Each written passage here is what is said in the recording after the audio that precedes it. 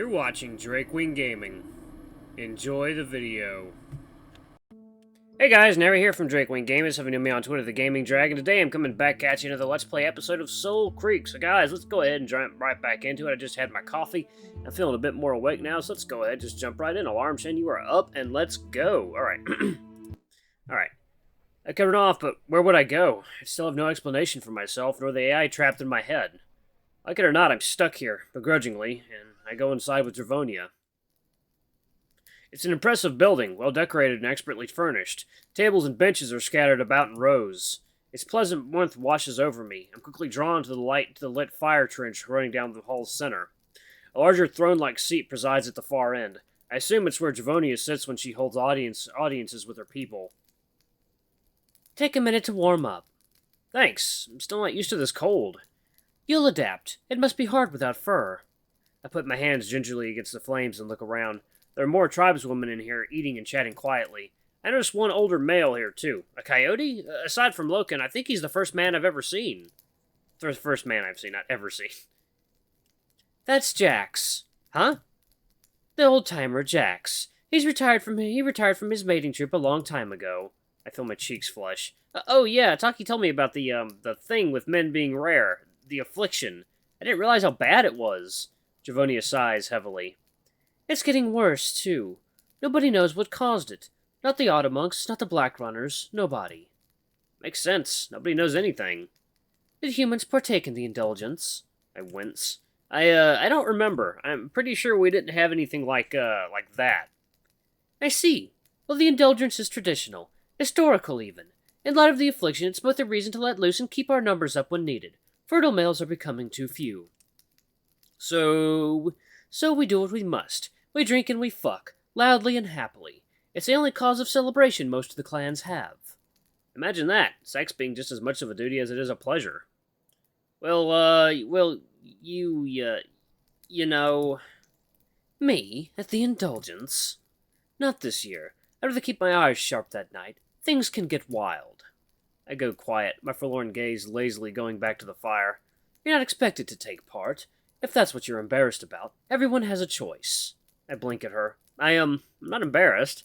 It's great. Yeah, the whole orgy thing. She seems amused by my blatant lie. You're welcome to if you wish. Although I'd imagine it'd purely be for fun. I'm not sure humans are even compatible with beast kind for breeding. Mixing breeds is one thing, but you're something else entirely. I point to ask Aeon. I suppose there is another human female out there. If there is another human female out there, we should find them. It'd be a shame to let your race die with you. Is she trying to make me uncomfortable? I think I preferred Taki's teasing. At least then I could laugh it off. Although, if you're to be a Black Runner, you've other concerns. Right, I'll be slaughtered by demons or be driven in batshit insane before I get the chance. Drevonia grins. You've got Loken as your mentor. You'll be fine. He's the best. You don't seem stupid enough to disobey his instructions either. Speaking of all that, I have something for you. Wait here. She pats me on the shoulder, then strolls off towards the other end of the hall.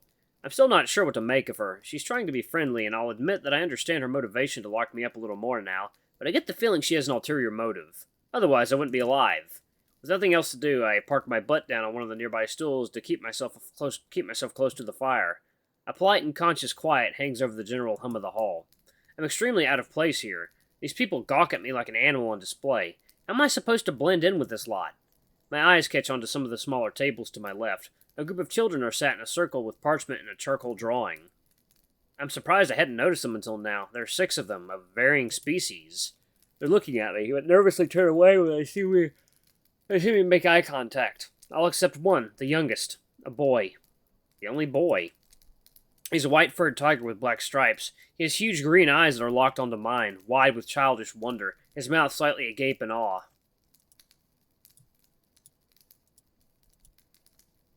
Little funny face. Yeah. After grinning to myself, I smush my face together into a big stupid scowl. He giggles and waves happily at me. Heh, at least someone doesn't think I'm a freak.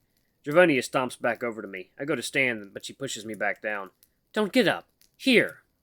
She throws a sizable roll of paper into my lap. Oh, wow, okay. Lake Crike. The River Crike. Crikey! The Lake Crikey! The River Crikey!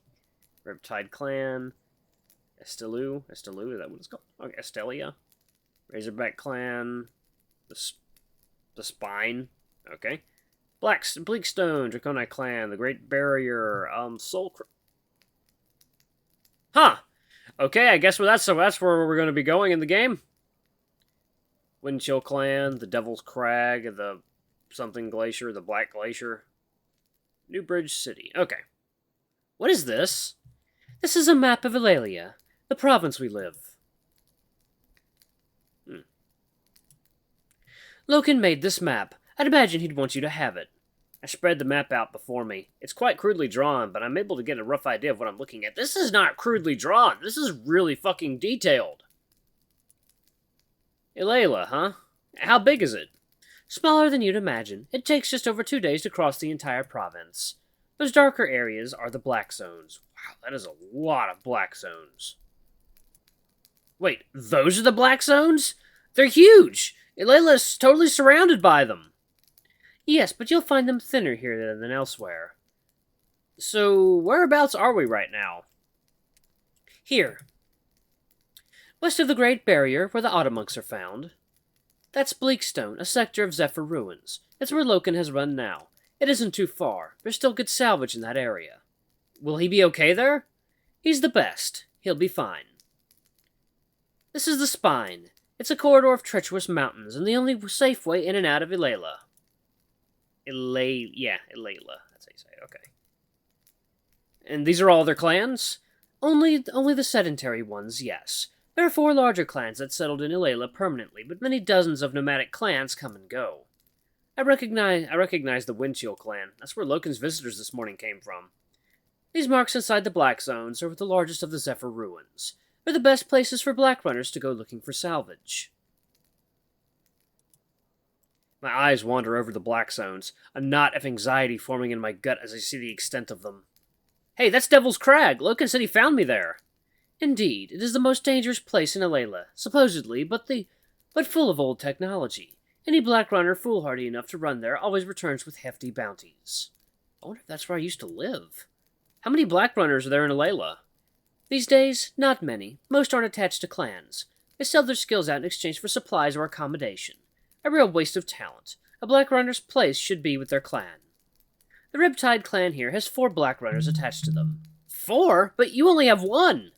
Soon to be 2, but the Riptides are the biggest clan, and best avoided. They're not friendly? Their chief Chaos has some progressive ideals. A tyrant through and through. You sound like you've had dealings with him. Drevonia goes quiet for a second. That's not a story worth telling right now. I scanned the map for more points of interest. What's that? A mountain. It's never been explored. How come? It's not in the Black Zone. It's cursed. No one has ever returned. Ah, got it. Keep the map, Alex. Loken would have meant for you to have it. I still don't know why he thinks I'm Black Runner material. I'm not. What the hell does he even want from me? She stares at me with deep, inquiring eyes. I once again feel exposed and vulnerable under her gaze. He thinks you have something to offer. Well, he's wrong. I don't even know who I am. You may have lost your identity, but having spent time with you today, I say you haven't lost your soul.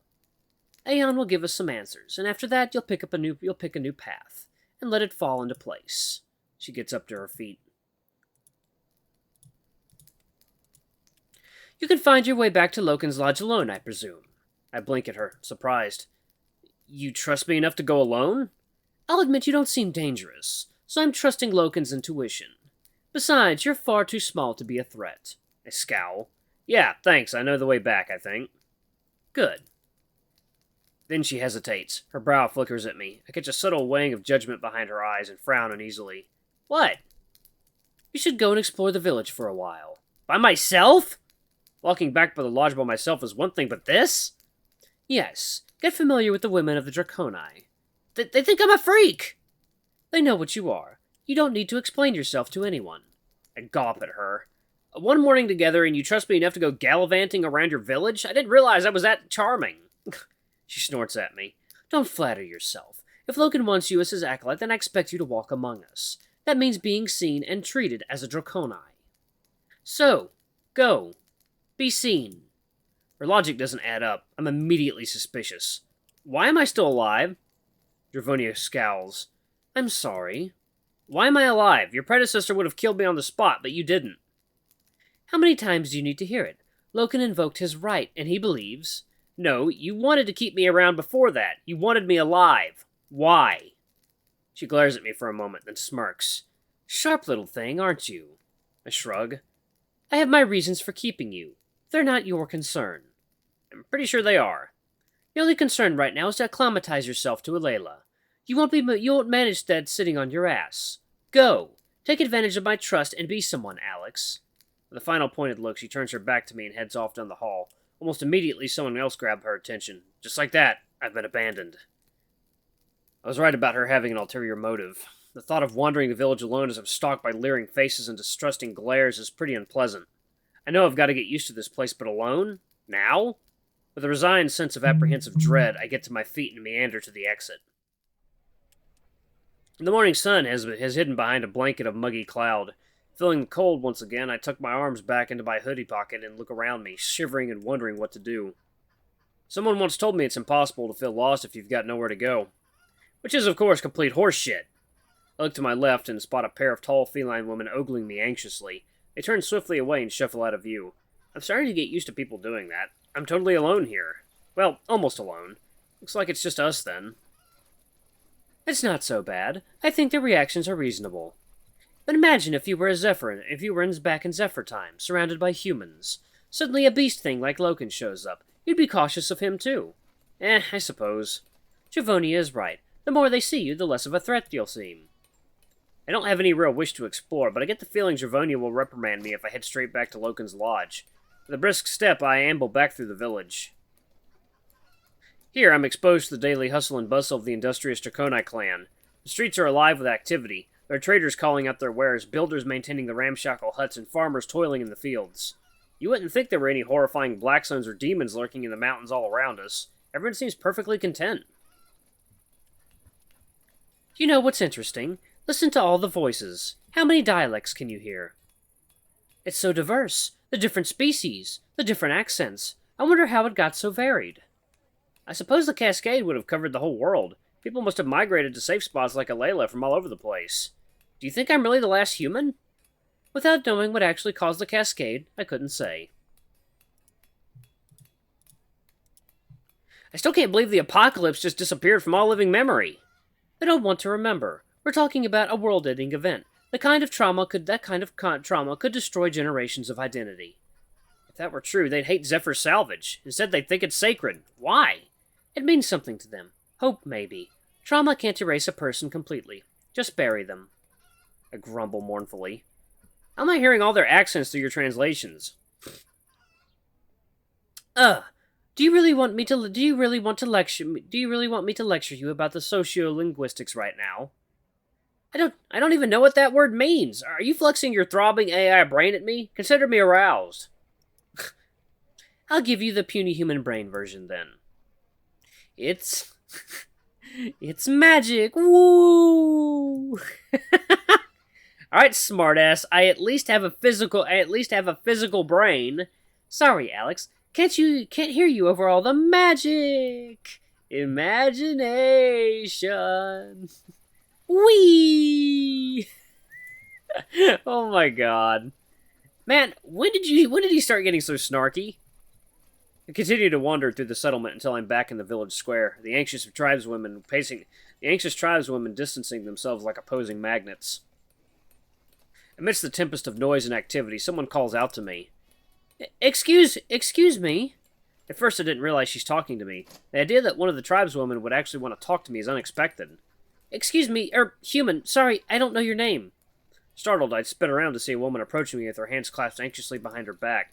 She's a mouse. I'm drawn to the signature rounded ears on either side of her face and the cute cone of her snout. I have no idea how to address her and don't want to come across as rude. Yeah, hey. Sorry, I know you must be busy, are you busy? Sorry. The mouse fumbles her sentence. She's really nervous of me, but at least she's actually trying to talk to me. It's a hell of a step up from being glared at like a rabid dog. My name is Mia. It's lovely to meet you, human. She bows her head. I awkwardly do the same, wondering if it's some kind of Draconi greeting custom. I remember seeing Loken do the same with Drevonia and Taki. Alex, nice to meet you too. You're sorry, I shouldn't be bothering you with this. I frown. What could she possibly want with me? It's okay. What's up? Well, you're the new acolyte, aren't you? Loken's acolyte? How do people know about that? Sort of. I only just got here. I'm not clear on what's happening. She smiles at me, though I detect a hint of anguish behind her eyes. She's worried about something. Ah, I see. Well, it's okay. I can ask Loken instead. Is he available? Not right now. He'll be back after dusk, I think. I'm really curious about this now. Did you need a black runner? I mean, I'm only an acolyte, but I could pass a message to Loken. Oh, sorry, it's probably a waste of your time. I just thought, since black runners have wit, that maybe... Could I ask you something, if it's not too much trouble? Sure, what's up? Well, I made a trade with one of the other villagers yesterday. I gave them a pile of freshly sewn linen and 2 chickens. That seems like a lot to trade. It is, but it was worth it. In return, they gave me a Zephyr relic. Well, you can imagine, I was thrilled.